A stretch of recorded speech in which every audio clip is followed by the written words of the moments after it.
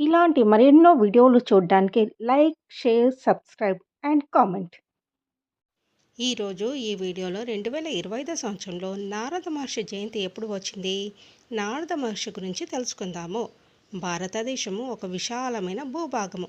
ప్రతి రాష్ట్రము విభిన్న సంస్కృతి, భాష మరియు విశ్వాసాలను కలిగి ఉంటుంది. దీని ఫలితంగా దేశము దాని గడ్డపై అనేక రకాల పండుగలను సృష్టించింది. అలాంటి భారతీయ పండుగల్లో ఒకటి నారద జయంతి. నారదుడు దేవతల దూతగా మరియు ఒక ముఖ్యమైన వేద ఋషిగా పరిగణించబడ్డాడు. దేవఋషి నారదముని జన్మించిన రోజును లక్షలాది మంది భక్తులు నారద జయంతిగా జరుపుకుంటారు. నారద మహర్షి వివిధ లోకాల గుండా తిరుగుతూ ఆకాశం, పాతాళము, పృథ్వీ గుండా వెళ్తూ దేవతల నుండి దేవతలకు సమాచారాన్ని అందిస్తాడు. పాటల ద్వారా సందేశాలను అందించడానికి ఆయన తన సంగీత వాయిద్యమైన వీణను పుష్కలంగా ఉపయోగిస్తాడు. అతను గొప్ప విష్ణు భక్తుడు. అతడు విష్ణువుకు సంబంధించిన భక్తి గీతాలను పాడుతూ ఉంటాడు. నారదముని జ్ఞానవంతుడు. నారద మహర్షి తన గత జన్మలో గంధర్వుడిగా జన్మించాడు.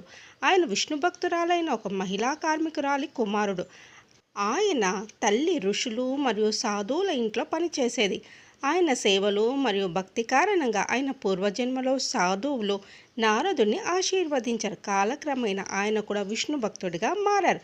తన తల్లి మరణంతో బాధపడి అడవిలోకి ధ్యానం చేసుకోవడానికి వెళ్ళాడు. అతని తపస్సు మరియు భక్తికి విష్ణు సంతోషించాడు. అతను నారదుని ముందు ప్రత్యక్షమై తన నిజమైన ఆధ్యాత్మిక రూపం గురించి చెప్పాడు. నారదుడు తన గత జన్మలో మరణించిన తర్వాత అతను దేవర్షి రూపంలోకి మారాడు. అందువల్ల ఆ రోజున ఆయన తన దివ్య రూపంలోకి మారినందున హిందూ ప్రజలు నారద జయంతిని జరుపుకుంటారు. నారద జయంతిని సాధారణంగా బుద్ధ పూర్ణిమ తర్వాత రోజున జరుపుకుంటారు. అయితే ఖగోళ గణాంకాల కారణంగా ప్రతిపాద తిథిని దాటవేస్తే రెండు పండుగలు ఒకే రోజు కూడా వస్తాయి. 2025 సంవత్సరంలో నారద జయంతి మే 13 మంగళవారం రోజున జరుపుకుంటాము. నారద జయంతి రోజున ఉపవాసము, పూజలు మరియు నారద మహర్షి కథలు వినడం వంటి ఆచారాలు పాటిస్తారు.